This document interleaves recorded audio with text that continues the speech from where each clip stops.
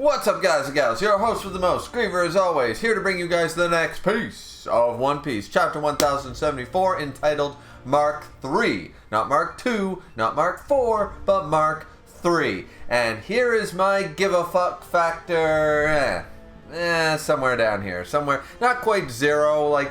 This chapter was a chapter, the big thing being at the end, we know that Vivi's alive, that's pretty cool, and apparently Morgan's was the one to rescue her and stuff like that, but she's not very happy with all the exciting entertainment that Morgan's is putting out as news, as facts, you know what I mean? So that's really the big takeaway from this chapter, because in all honesty, the cover cereal is simply clearly that fruit that Caesar had at the time in the cover cereal that a lot of people thought was that Stacey's fruit, is that a Smile fruit or something like that, but clearly now at this junction after Vegapunk won the equivalent of a Nobel Peace Prize in the One Piece world, we have Queen and Judge and Caesar all vying to be who's going to be the number 2. They already know, they've already accepted that Vegapunk is the number 1 and they can't really surpass him, but they want to be the right-hand man. They want to be the Zoro, the Rayleigh, so to speak, right? The Ben Beckman.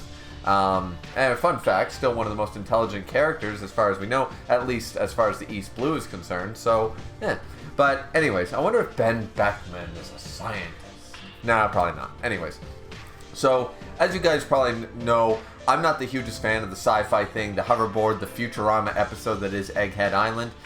It's, you know, I can't wait until we move past Egghead Island. I don't mind the Vegapunks, I don't mind the characters, and the story seems to be moving in a direction that's giving us enough within this little mini arc or post-Wano arc until we get to the next big one, whether it's Elbaf, whether it's, following something else, who knows, but it is what it is. The Mark III thing is just like, okay, so now we've got other Pacifistas, now they're the Mark IIIs, they've got the bubble fruit or some description. I don't remember there being a bubble fruit. I mean, there was the soap fruit, right, of, from what's her name from CP9, but Khalifa?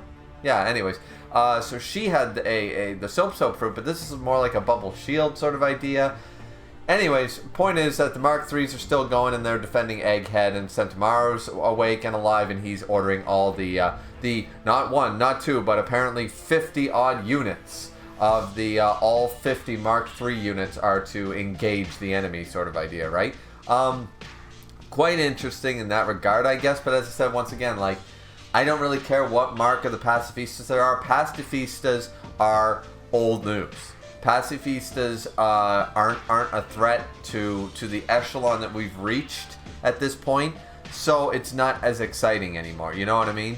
Like, it's just not. It's like, I'm sure that the Mark III is no match for Sanji or Zoro or Jinbei or anybody of that caliber. No Yonko commanders or pirate captains are going to be taken in by a couple of these things, you know what I mean? This is for the fodder. This is to overwhelm the fodder numbers of the Marines and the government and the grand fleets and all that stuff. This is not anything major as far as I'm concerned. Like, whether this Mark III existed or not would basically, I think, be irrelevant, you know, for the rest of the story going forward.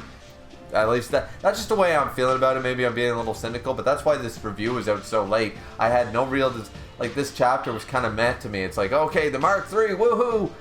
I don't care. I just don't care. You know what I mean? And then we have the big thing with, okay, we can't find Vegapunk. I thought that the whole narrator coming on saying we lost Vegapunk and stuff, we would be not even following the Straw Hats for the next few chapters. We'd be following what the Admirals are up to and all that post-arc shit going on, and then we'd jump back to the Straw Hats after they'd already left Egghead Island, and it's been a few weeks or something. Maybe we'd see Garp show up on Hajinosu or something.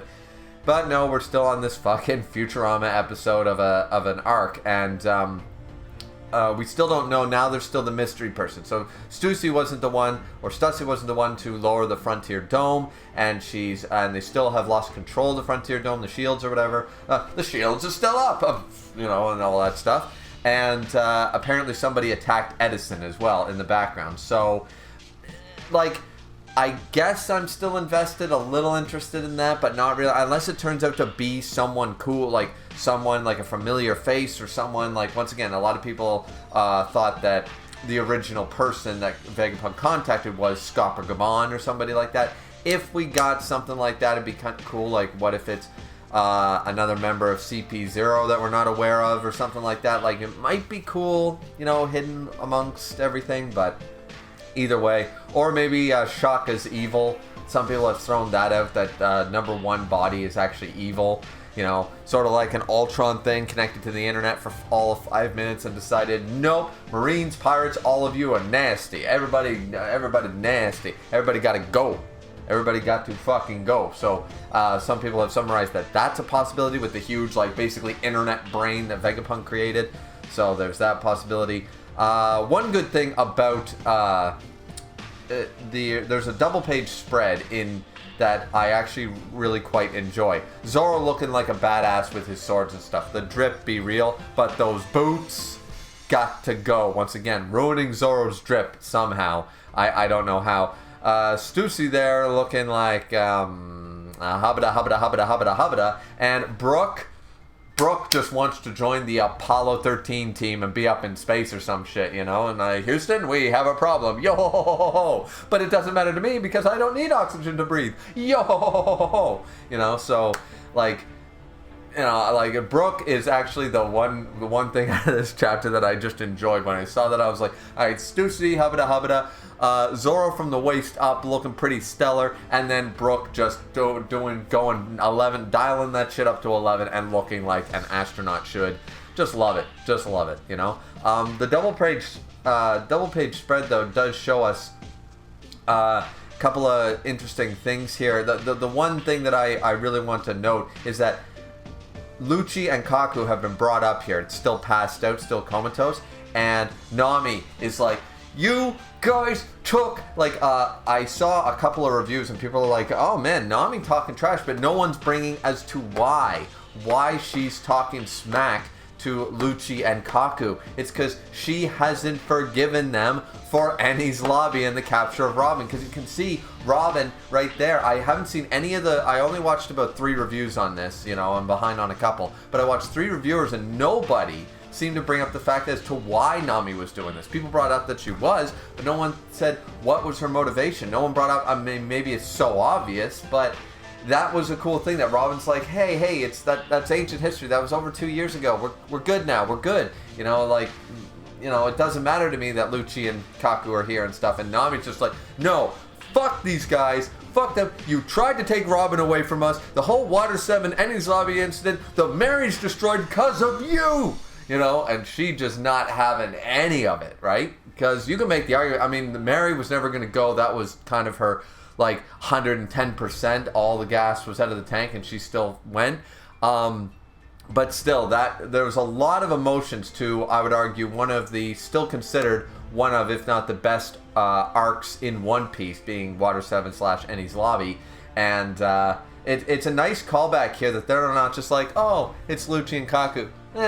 You know, it's like, no, they'd be pissed off. That whole thing with Robin and Water 7 and everything bad that happened in that arc was because of these assholes. So Nami's like just taking no shit. She hasn't forgotten. She's still got the memory. So, yeah, I actually do appreciate that little shot there.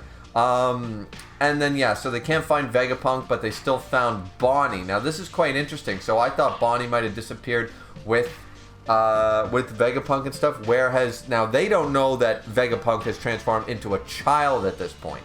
So they have monitors and stuff and they're trying to find, you know, and all that stuff. There is a kind of a comedic moment where finally, after over 1,000 chapters, over 20 years, they have finally told Zoro, do not leave this fucking room. You are not to be a search party. You are not to leave. You're not to walk. Sit your ass down and stay here till we come back. You know, finally someone has acknowledged, no, you're not going looking for shit. This man would end up back on Wano and he'd be making the Whitebeard face about it, you know what I mean?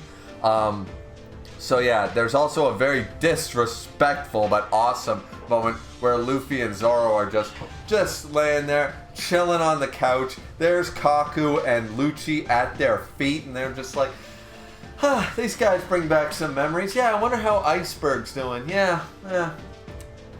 And they're just chilling like villains with these fuckers on the ground. The level of disrespect. Like, I half expected Zoro to actually put his feet up on top of Kaku's body. Like, the disrespect is there. That was a good shot from this chapter. Then, as I said, there is, like, the story's progressing forward in this chapter. It's just not a whole lot of crazy stuff that's like, whoa, you know? It's like we already knew that Bartholomew Kuma was most likely, like, we're getting the idea here that clearly was a slave from a child of the Tenryou Bito in some regard. That's what is inferred and we're assuming here. And she couldn't take all the memories and all the pain, and she gets eventually zapped out of it. So she was looking and watching some of Kuma's memories, but then got pushed back out of the bubble, and the bubble did not disappear. She couldn't handle it all, but then she wants to try again. We get another shot of Kuma climbing back up, you know, to Mary Joa, trying to end what he started or some shit. So the fact is, she even acknowledges, I wasn't strong enough, I couldn't take it all, but if I don't try again, I got to know about my father, and so she reaches for the bubble again. Now, once again, we saw that she pushed away Vegapunk in this regard, that she said, no, get out of here. So Vegapunk actually is outside of the room last we saw. He's no longer in the room with Bonnie. Then we see that Edison gets attacked by somebody in the shadows and gets blown up. And the last part of the chapter, as I said, is Morgan's apparently saved Vivi and Wapple of all goddamn people. He's going to spin the story about how Luffy is going to be the one who captured Emperor Straw Hat Luffy, takes Vegapunk hostage rather than the actual situation. Even though Morgans knows the truth, that's not going to sell enough papers. But even Morgans is trying to even remember when he beat up the agent and said, no, the news, I don't work for you guys. You know, like, I just report the best of news and stuff like that. Big news and all that shit. So, but he's trying to get a little bit back in the good graces. Like, yeah, he can push the envelope and even defy them to a degree, but then he has to, you know, sometimes appease them. So he says, well, that should appease the world government and allow us to get paid a little bit for this one, for this issue and stuff. Now Vivi's pissed off. Apparently she's been crying, so likely Cobra is dead, like everyone has assumed that Cobra has indeed been killed and isn't hiding, or at least Vivi also thinks that that her father's dead, because Morgans infers that she's big talk from a girl who's been crying since yesterday. So we still don't get any information of what happened, but just like the previous chapter with, there's Kizaru, there we got the name of one of the Gorosei, it's Saint Saturn, let's go. And then we didn't get anything this chapter continuing that, so it's like, alright, yeah, Mark III, Pacifistas, don't care, let's go back to Kizaru. And now this chapter ending off with Vivi, maybe we'll find out more about the Reverie and what actually went down. What happened between Sabo and stuff, because we're just getting the little bits and pieces, you know? We don't know what the papers have said, and this is also showcasing that Morgan's just writes what's exciting, so he probably wrote that Sabo was killed, or Sabo was this, or Sabo killed, you know, all the stuff that we can, you know, was inferred, and we see Makino crying, we see everybody crying and stuff when we first got the newspapers and stuff. We don't know exactly what they said. Now we know that Sabo on the island was attacked and stuff by Iim-sama, probably one of the, you know, ancient weapons or something like that.